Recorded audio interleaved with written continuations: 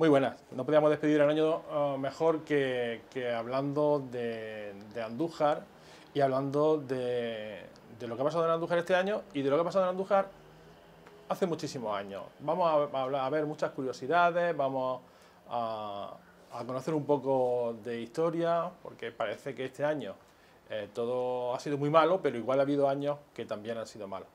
Y lo vamos a hacer pues con el cronista oficial de Andújar, con Enrique Gómez Martínez. Muy bueno, Enrique, ¿qué tal? Hola, muy bien. Muchas gracias por acogernos en tu casa. Muchas gracias a vosotros por venir. Y bueno, lo primero que voy a hacer es presentarte. Enrique Gómez Martínez es académico de la Real Academia de la Historia, académico de la Real Academia de Córdoba, consejero de número del Instituto de Estudios Jienenses, cronista oficial de Andújar del año 1990, historiador y profesor. Enrique, nos conocemos hace ya mucho tiempo, ¿no? Y yo muchas veces hablando con gente conocida, de la familia o amigos, siempre, algunas veces ha salido la duda de exactamente qué hace un cronista oficial, ¿no? Porque ¿qué hace? Todos los días lo que pasa en el ayuntamiento lo apunta, lo que ha pasado lo apunta, en fin, exactamente ¿qué hace un cronista oficial? Bueno, un cronista oficial es un cargo honorífico designado por el ayuntamiento que es un asesor en materia cultural. De hecho, yo hago muchas cosas y vengo haciendo muchas cosas para el ayuntamiento, organizando actividades, conferencias, exposiciones, asesorando en momentos determinados en los nombres que se le deben de poner a una calle, para aquellas calles de ámbito histórico fundamental, que va a llevar el nombre de una persona de la historia, pues justificando el por qué esa calle debería llamarse. Sí, haciendo un informe. Haciendo un informe al ayuntamiento de esto. Entonces, el cronista, esa es su misión. Cada ayuntamiento, pues a lo mejor lo utiliza o le da un cometido según su criterio, ¿no? En este caso, pues yo asesoro al ayuntamiento en temas de patrimonio, en temas de historia, en temas y organizo también actividades que él me encomienda, ¿no? Normalmente en cada ciudad hay un cronista oficial, ¿no? Sí, en algunos hasta dos. Eso te iba a decir, digo, porque por ejemplo en Lopera hay dos, ¿no? Entonces, Sí, ¿eso tiene algún sentido o es porque el ayuntamiento lo quiere así o se dedica a una persona a una y otra cosa? No, porque el ayuntamiento lo quiere así, simplemente, ¿no? Siempre los cronistas solemos ser historiadores, más bien somos todos historiadores, más que otro tipo de escritor o tal, ¿no? Pero normalmente somos historiadores, ¿no?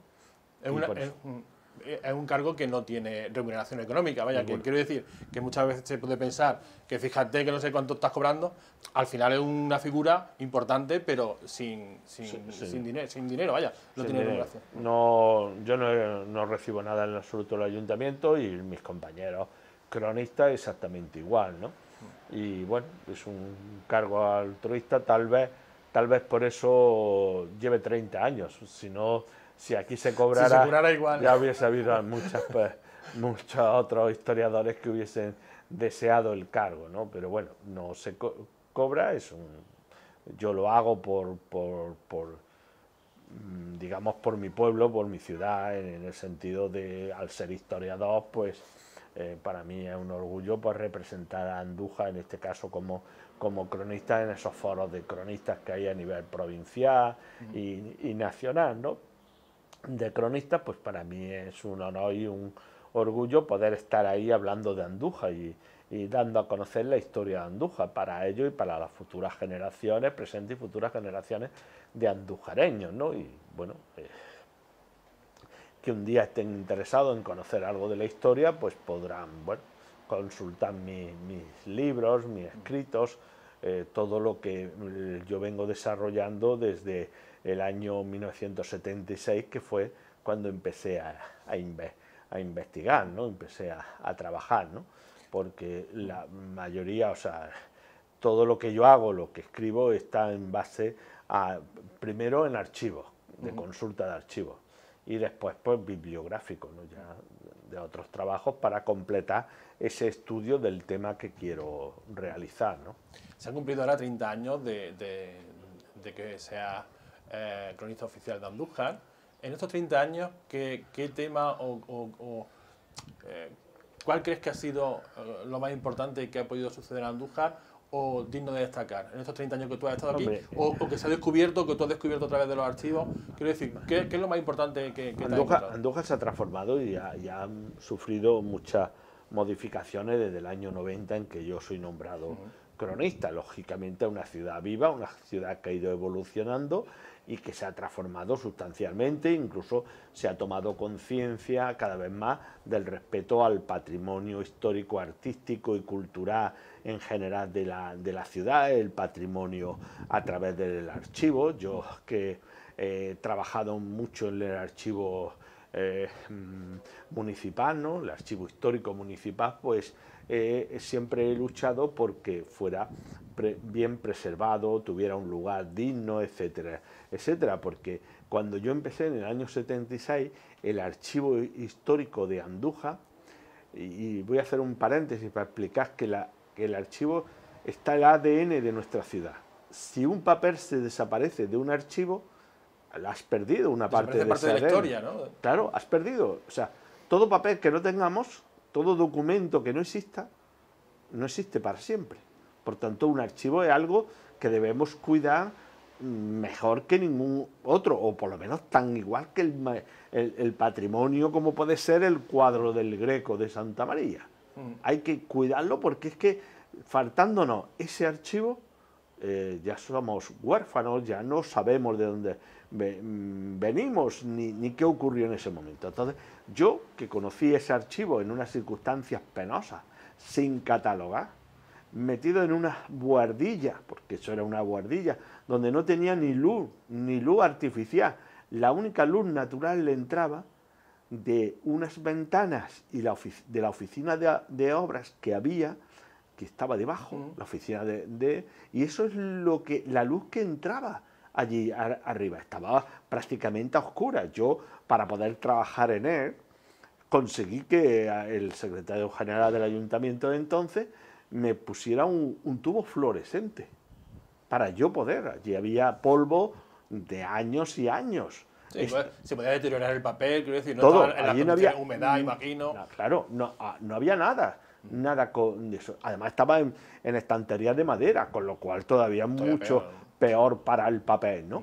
Entonces, al llegar ya, como vimos al final de la legislatura anterior, cómo se inauguró en Don Gómez, en una habitación ya con todas las condiciones, con unas estanterías metálicas, todo el archivo metido en sus cajas, todo identificado de forma magnífica, su lugar para sentar, para consultar unas mesas, todo bien en Don Gómez.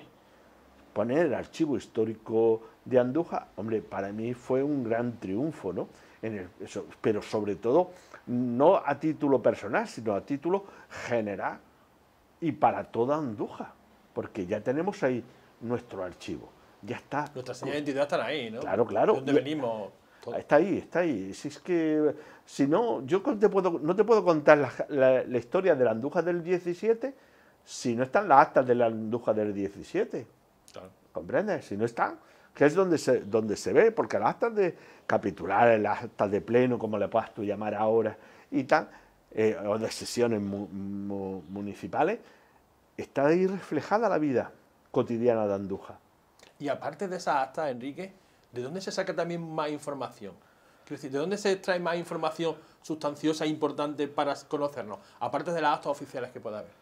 De cartas, después hay los archivos de protocolos, no sé, de los protocolos notariales, lo que sería los libros del notario, donde ahí se reflejan pues, los contratos que se hacían de muchas de las cosas, porque todo se hacía a través de ese protocolo, ¿no?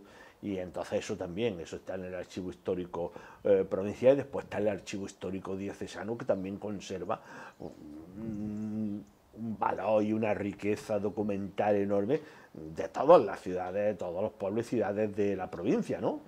Pero en concreto, si hablamos de Andújar, pues también. Y después está el archivo del santuario, ¿no? El archivo del santuario es lo mismo, súper importante para conocer la devoción a la Virgen de la Cabeza a lo largo de tantos siglos como llevamos de devoción, ¿no? Como ves, ahí esas son las fuentes, digamos, primarias o más básicas o fundamentales. Primero fundamentales, después ya están los archivos nacionales, donde también hay cosas, se encuentran cosas en este caso de Andújar, ¿no? Y después ya también está la parte bibliográfica, ya de trabajos en los libros, revistas, en actas de congresos que se han publicado, donde hay distintos temas de Andújar que han sido investigados por otros y que cuando tú quieres llevar a cabo una investigación en base a, por ejemplo, las actas capitulares, pues también tienes que consultar a ver qué es lo que se ha escrito para después dar finalmente un trabajo pues lo más completo posible, con la mayor información. Enrique, en nuestro archivo municipal, ¿cuál dirías que es el documento más importante, que no ha podido dar más información o que tiene más importancia? Hombre, el archivo municipal, que está compuesto no solo por el archivo propio administrativo del ayuntamiento, sino que tiene otra serie de archivos que se han ido incorporando a ese archivo, ¿no? Como fue el de los jesuitas, cuando el colegio de los jesuitas se cierra por la expulsión en el siglo XVIII. Los jesuitas habían fundado en Andújar en el siglo XVII, en lo que todo el mundo conoce como antiguo hospital, ¿vale? El antiguo hospital municipal. Eso fue el colegio de los jesuitas, ¿no? Ese se incorporó también el de la Casa Cuna, que pertenecía a un patronato de la iglesia Cacho de Santillana.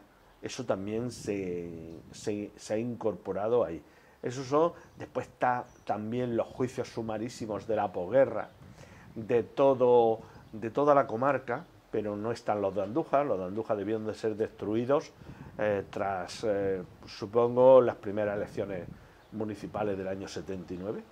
Ahí debió de desaparecer ese archivo, ¿no?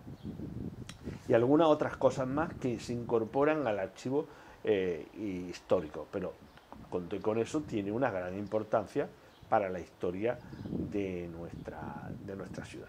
Entonces, uno de los documentos que puede ser más importante es el título de Muy Noble y Muy Leal, concedido por Enrique IV en el siglo XV.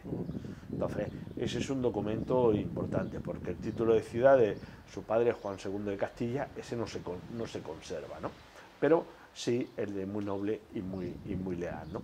También hay que destacar, o a ver, no sé cómo decirlo, lo que hay, pero también hay vacíos, ¿no? Que importantes, ¿no? Que hacen que no sepamos todo lo que debemos saber, ¿no? Por supuesto, tenemos lagunas importantísimas, porque desde el siglo XIII, que es cuando pasa a ser de la corona de Castilla, lo dejan los árabes en 1225, es cuando se entrega el castillo de Andújar, porque en el 25 entregaron el castillo, y los árabes van a salir al año siguiente, que es cuando van a venir los castellanos a repoblar esta zona de Andújar, por un pacto que hace con un rey, Abulola, que hace con un reyezuelo de estos árabes, Fernando III, el conocido como el Santo, ¿no?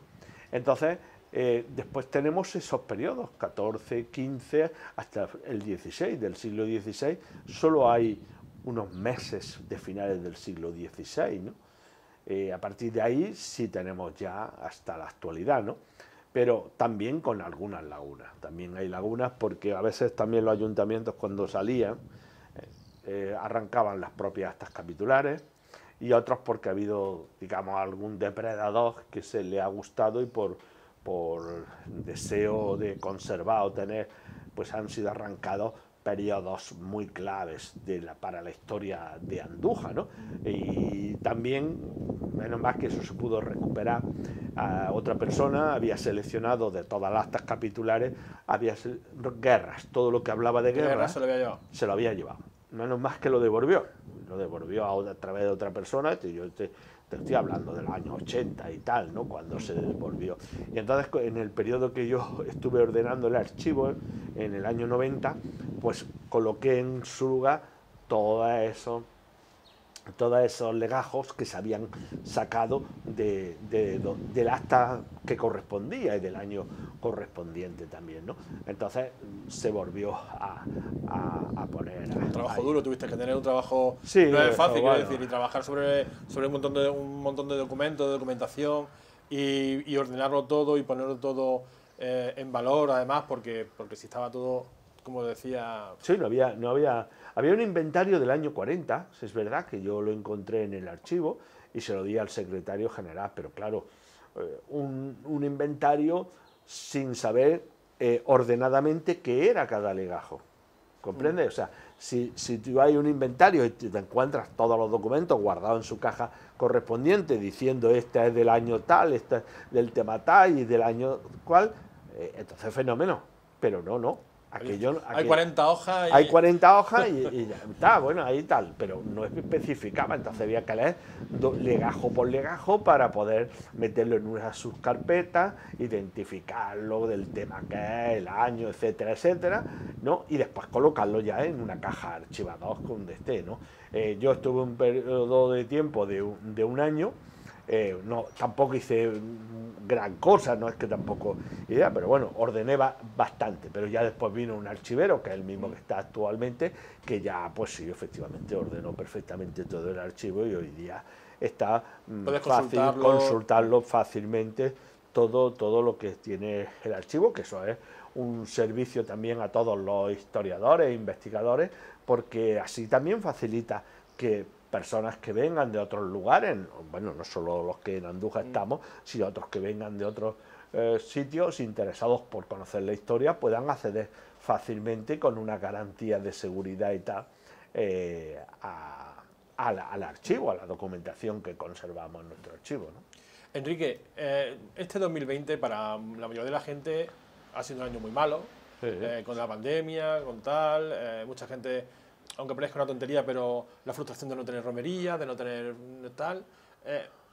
Tan raro, bueno, es muy raro que se suspenda, pero no es la única vez que se ha suspendido la romería ni nada. Quiero decir, a lo largo de la historia, esto ha pasado más veces en Andújar, ¿no? Esto ha pasado a veces por epidemias, pues, entonces no eran como ahora, ¿no? Eran la epidemia fundamentalmente de la peste bubónica, ¿no? A eso lo de quedar confinado en las casas y la ciudad cerrada cal y canto, pero vamos, literalmente, porque la parte de la muralla, las puertas de la muralla impedían entrar y salir de Andújar. Y aquellas zonas que ya había crecido, porque todo el recinto Andújar había crecido mucho, sí. No era solo el recinto medieval, lo que hacían es también tabicar las calles para impedir que se O sea, que se tabicaban las calles para que para que la gente no saliera. Y se ponían guardas por toda la ciudad, ¿no? Y se cortaba el comercio, y etcétera, etcétera.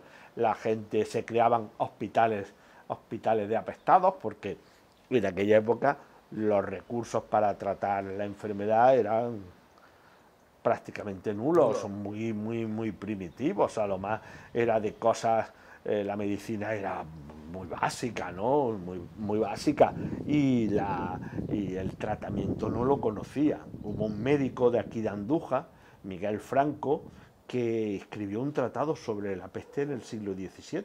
De hecho, la primera peste de principios del siglo, que estuvo en Andújar, el ayuntamiento le contrató, porque entonces no había una sanidad nada parecida a lo que hay ahora. Sí, creó un protocolo para qué hacer en caso de que... Eso mismo, de la epidemia. Y todo está basado mucho en la alimentación, el aislamiento, etcétera, etcétera. Sí, realmente lo que se hizo aquí en la primera ya se habían hecho en siglos pasados, en Andújar, y en Andújar y en todas las ciudades, ¿no? Porque además una ciudad, si a la economía tanto le ha afectado, una ciudad del siglo XVII, por ejemplo, como Andújar, que cuando vinieran las epidemias, resulta que quedaban totalmente aisladas. Aquí no quería ni nadie venir, ni dejaban a nadie salir, le pedían de esto unas cartas de los ayuntamientos diciendo que venía de un lugar libre de epidemia y por tanto no estaba contagiado. Muy parecido a lo que está pasando hoy día,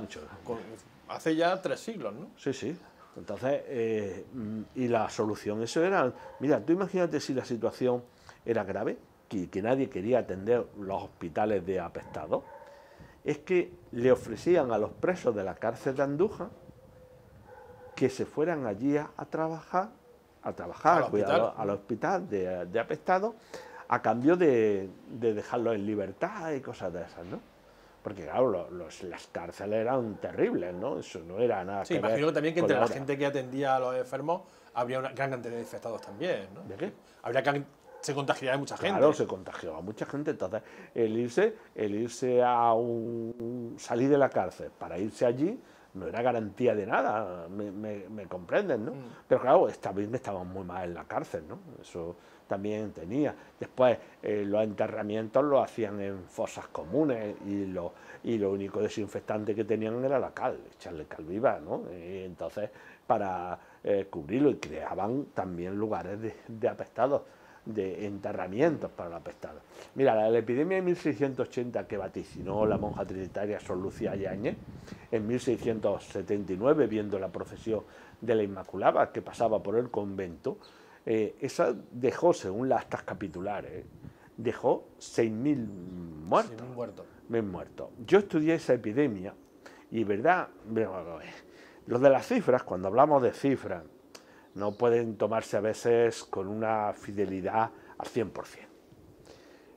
Sí indica que algo muy grave debió de pasar en la ciudad, porque si ves los enterramientos, por ejemplo, de la parroquia de San Bartolomé, ves que lo que eran enterramientos con normalidad, bien registrados y todo, llega un momento en que se produce un caos. Ya no darían tiempo ni de enterrar a la gente, ni de apuntar, ni nada. Entonces se ve que algo está pasando grave, ¿no? Por lo menos. Si no, y te digo por qué lo de las 6.000, porque el número que conocemos de víctimas de esa epidemia va unido a una petición de impuestos que le hace la corona a la ciudad de Andújar. Entonces, claro, el ayuntamiento dice que no tienen habitantes, que no tiene gente que haga ingresos a las arcas municipales como para poder pagarle al rey su parte correspondiente. Debido a tantas muertes que tantas muertes, claro. Si una población pierde hipotéticamente el 50, 6.000 víctimas, podría ser el 50%. Como si en Andújar mueren ahora mismo de COVID 20.000 personas. Entonces, tú no puedes pagar, tú no puedes claro. Exigirle ahora desde el Estado que Andújar contribuya con la misma cantidad de dinero que hubiese contribuido en una situación normal, ¿no? Por eso te digo que las cifras hay que tenerlas con cuidado, pero que sí fue impactante la epidemia de 1680, con los documentos en la mano, sí que lo debió de ser. ¿Qué escribiría Enrique Gómez del 2020? Del 2020 es mejor no escribir nada, ¿no? Para que conociera nuestras futuras generaciones qué pasó en Andújar en el 2020. En el 2020 Andújar no ha salido tan mal ahora mismo perjudicada. Aproximadamente hay 1.100 ha habido 1.100 contagios y 32 muertes a día de hoy. Sí.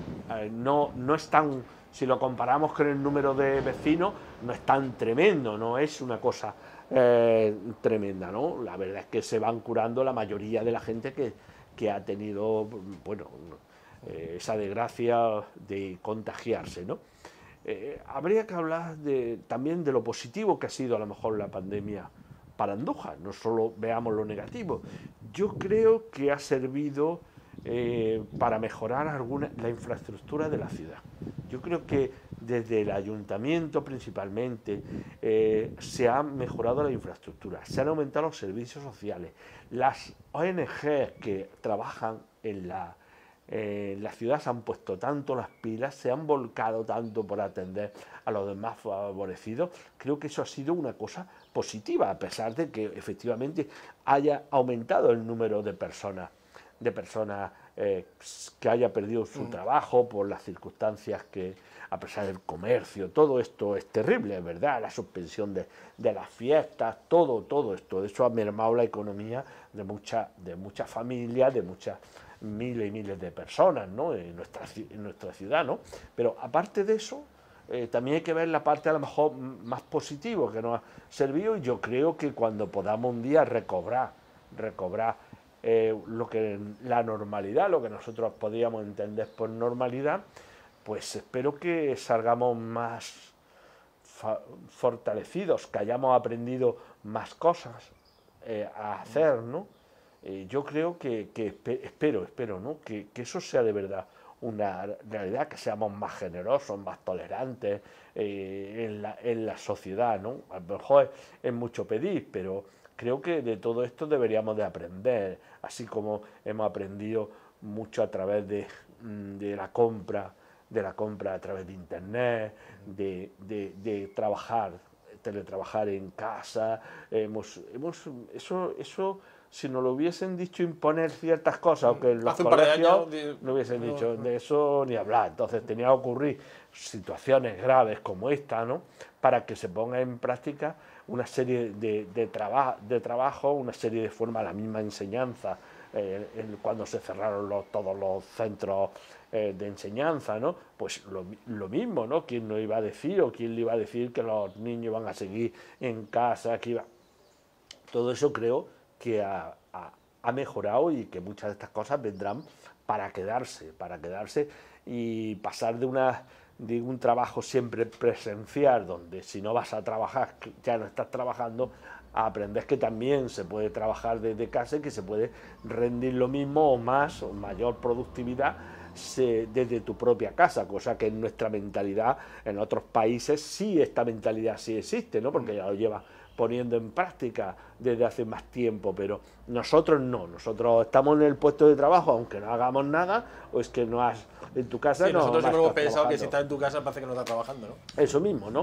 Y según la experiencia que yo tengo, por los comentarios de mi hija, de más familia, que han estado en esa situación, le han dedicado muchas más horas al trabajo que lo que hubiesen hecho en sus horas determinadas, 7 u 8 horas, en el puesto de presencia física en el trabajo, ¿no? Entonces, todo esto tendremos que aprenderlo. Y creo que Andújar en general, yo le he visto que se ha favorecido un poco, se ha favorecido en cuanto desde que el ayuntamiento se ha reinventado. Por ejemplo, se han digitalizado algunos libros importantes de la historia para la historia de Andújar y se han puesto al alcance a través de las páginas web del ayuntamiento, al alcance de todo el mundo, se ha abierto. Sí, se han hecho cosas que de otra manera igual no se hubieran hecho. No se hubiesen hecho tan pronto, o se hubieran hecho igual más adelante. Más adelante, pero sin prisa o sin tener la importancia que realmente tiene. Y yo creo que se le dio importancia a cosas que parecía que no la tenían, la cultura no de ellas, ¿no? Claro, la cultura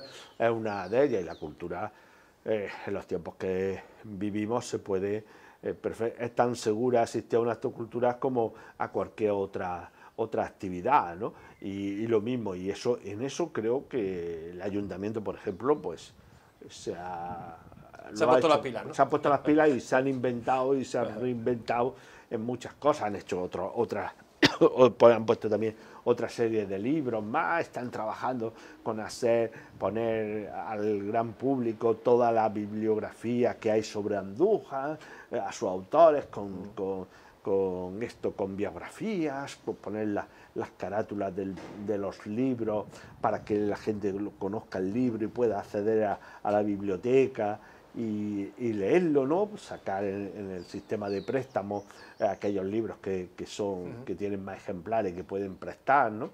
Son cosas nuevas. Enrique, hablando de la Virgen de la Cabeza, ¿sería normal, una pregunta que a lo mejor, se lo pregunta mucha gente, ¿sería normal que después de la pandemia, cuando ya estuviera todo recuperado, la Virgen pudiera bajar otra vez a Andújar y todo eso? ¿Ha sido normal a lo largo de la historia o no tiene por qué? Antes te he hablado de la epidemia. La Virgen de la Cabeza ha venido incluso en época de epidemia en otros sitios para hacer protección a la ciudad. Claro, era terrible aquella idea. Sí, era peor, ¿no? Quizás. Era peor, porque la gente al asistir masivamente a ver a la Virgen, el contagio era también muy grande, ¿no? Masivo. Y la Virgen de la Cabeza ha bajado a lo largo de la historia, ha estado en Andújar pues también tiempo cuando la invasión francesa se suspendió la romería también, la Virgen se trajo al entonces convento de San Francisco, donde ahora en el espacio que hoy ocupa la plaza de Abastos, ¿no? Entonces, y estuvo durante años, y la Virgen, lo mismo que cuando ha habido romería solo para los de Andújar, en época así de epidemia, y no han dejado venir a gente de otros sitios, le han escrito a las cofradías. Que es como si hubiéramos hecho, entre comillas, una romería, hubiéramos bajado a la Virgen y hubiéramos hecho una romería solo para los de Andújar en el confinamiento. Claro. Eso se ha hecho, en la historia se ha llegado a hacer. Ahora, se ha hecho para hacerle rogativas, para pedir que no nos contagiásemos. O sea, la Virgen, sí. Vamos a ver, es que hay que pensar. No, te digo que no es que lo hagamos ahora, quiero decir. No, si yo me refiero a que aquí se ha traído a la Virgen y no ha habido romería de subir al cerro, porque la Virgen en 1650 estuvo de marzo hasta final de año, hasta diciembre en Andújar. O sea, que imagínate, no hubo romería, o cuando te he dicho la guerra de la independencia, o solo ha habido romerías que subía al cerro solo los de Andújar, nadie más, ¿no? Entonces la Virgen se trajo, pero claro, cuando se traía corrían el riesgo, era rogativa, porque tú piensas que en aquella época la mentalidad era que por nuestros pecados, el primer pecador, el rey, él tenía conciencia de por sus pecados venían estos males, venían las epidemias. No era porque por la realidad, que era la falta de higiénica y tal.